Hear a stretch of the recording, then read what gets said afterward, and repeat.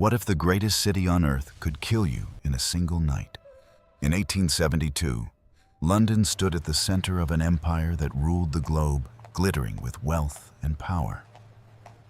But step just beyond its grand boulevards, and the illusion shattered into mud smoke and human desperation.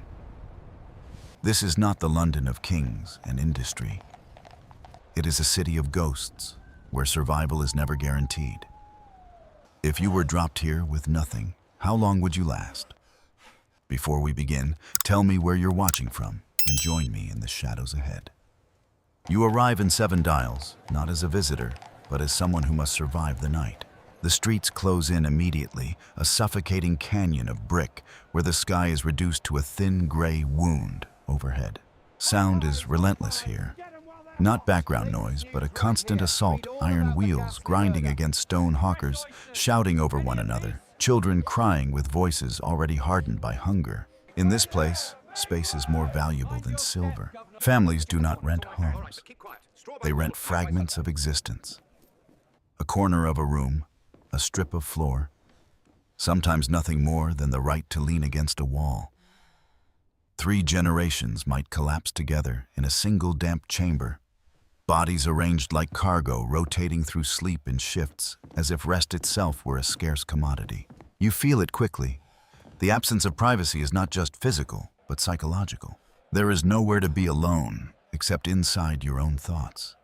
The air is thick wet with breath and decay, and every surface carries the residue of the city's filth. Even silence has a price here, and no one can afford it. This is not just poverty. It is compression human life packed so tightly, it begins to lose its shape. And already a choice emerges. Do you spend your last coin for a place on that floor surrounded by strangers and disease? Or do you keep moving, hoping for something better that may not exist? Because if Seven Dials is a prison without walls, there are places in London where the walls are very real. If poverty traps the body, then Newgate consumes the soul. You stand now inside its exercise yard, a space designed not for movement, but for erasure. The architecture narrows upward, like a throat swallowing light, until only a thin slice of gray sky remains. The men here do not speak. They are not allowed to. They move in a circle, endlessly. This is the mill. A slow, hypnotic procession where boots scrape stone in perfect rhythm, where iron chains whisper with every step. No one looks up. No one breaks formation. Time here does not pass, it loops. Listen closely. There is no shouting, no protest, no humanity left in the sound. Only the steady drag of leather and metal, repeating until it becomes something mechanical. Something inhuman. Newgate is ancient by 1872, but age has not softened it. Its walls sweat with moisture. Its cells rot from within.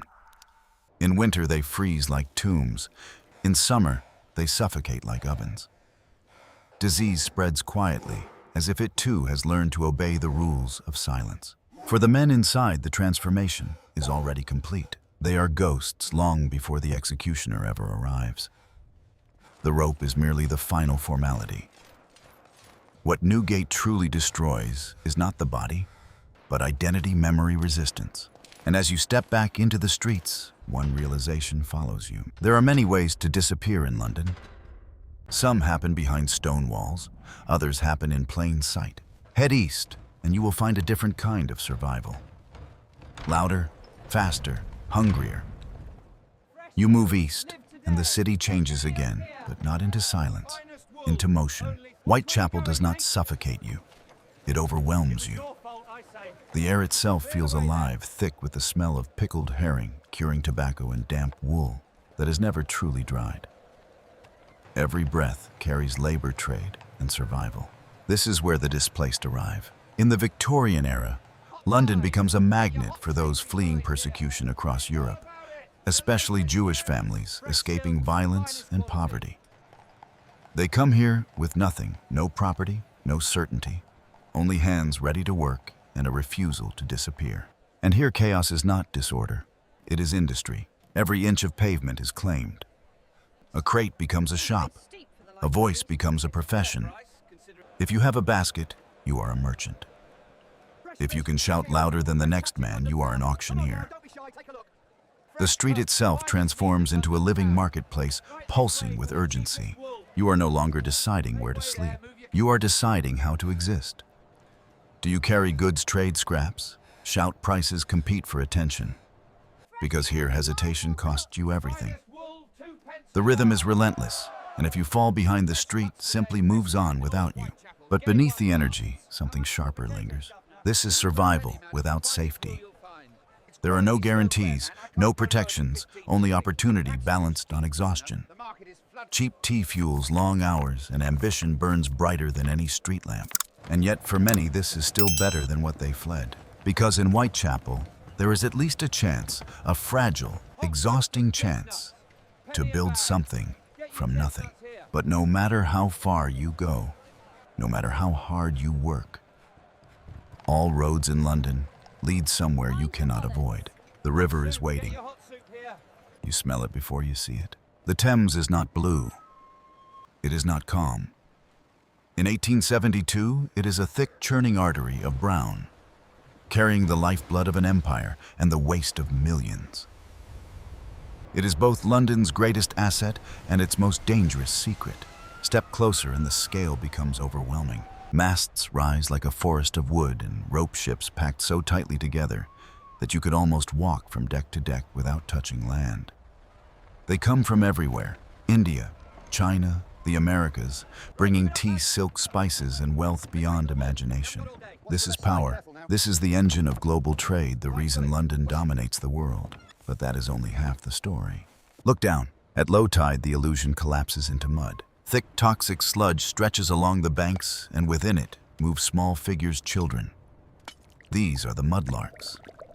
They wade barefoot through filth, searching with desperate precision for anything of value dropped: coal-rusted nails, fragments of bone. To them, the river is not majestic. It is unpredictable, a creature that might offer a gift or nothing at all. Every find is survival. Every step risks disease, injury, or worse. You realize something unsettling. The same river that carries luxury goods for the wealthy is the only source of income for the poorest. One surface, two realities, existing at the same time, never touching. And as the tide shifts, swallowing the mud and the children's footprints, another truth emerges. London does not separate beauty and brutality. It binds them together, because when the sun goes down, the river is no longer the most dangerous place in the city. Night is coming, and with it a final question you cannot avoid. Where will you sleep? The light fades and London changes again. Not slowly, but completely. The noise of the day collapses into something sharper, colder. Shadows stretch across the streets, and the fog thickens until it feels almost alive, swallowing shapes and sound alike. What was chaotic in daylight becomes dangerous in darkness. Now the question is no longer how you live. It is whether you survive the night. A lantern cuts through the fog, a constable passing by his light, forming a brief, fragile circle of safety before vanishing again. Beyond that glow, the city belongs to others. The desperate, the watchful, the ones who move silently and strike quickly. You count your coins. 1 penny buys you a place indoors, but only to sit. No bed, no rest, just a wooden bench shared with strangers who clutch their exhaustion like a possession. 2 pennies might earn you a rope to lean on your body draped over it in a half-sleep that barely counts as relief. And if you have nothing, then the street becomes your shelter. Doorways fill with bodies wrapped in rags. Strangers pressed together for warmth against the damp cold that seeps into bone. There is no privacy, no protection, only proximity. But even here you are not alone. Eyes move in the dark. Figures drift between the fog, some searching, others hunting. Theft is common. Violence is closer than you think. The night reveals a version of London that does not pretend to be civilized. And for some, this reality becomes unbearable. Hidden in the back alleys of the East End, another escape waits the opium dens. Inside, the air is thick, sweet, heavy. Time dissolves as bodies sink into wooden beds, limbs slack, minds drifting far from the cold streets outside. It is not freedom. It is temporary absence. A borrowed silence in a city that never truly rests. But beyond the fog, beyond the exhaustion and escape, there is one more truth you have not yet faced. Someone must keep this city alive through the night. While the wealthy dine beneath soft gaslight, you descend into the place that makes that light possible. The gasworks. A vision not of progress, but of sacrifice. Here the air burns your throat before you even take a full breath, thick with sulfur and coal dust that clings to the lungs like a slow death. The heat is unbearable. It does not warm, it attacks. Temperatures rise high enough to boil water, and the men working here move through it, half naked, their bodies blackened with soot, their skin shining with sweat and exhaustion. They do not stop. 12-hour shifts stretch into something timeless, just like the mill in Newgate. But here the punishment is not silence, it is endurance. Every shovel of coal, every blast of heat feeds the lamps that keep London visible after dark. This is the exchange. Their lungs for your light. Their lives for the illusion of a city that never sleeps. And above ground, the machine continues. On Ludgate Hill, traffic locks into a standstill, horses straining wheels, jammed humanity trapped in motionless chaos. A funeral hearse sits beside a beer wagon, the dead and the drunk held in the same endless gridlock. London does not pause, not even for death. But eventually, all paths lead to the same place, the river again. A bridge quiet now, almost peaceful. They call it the Bridge of Sighs. And here in the stillness stands a solitary figure. A woman with nothing left, no shelter, no coin, no future that can be imagined. Below her the Thames waits, silent, final. In a city of millions, isolation becomes the sharpest weapon of all. And this is the truth you carry out of 1872. London is not just a place. It is a machine, brutal, efficient, and unstoppable.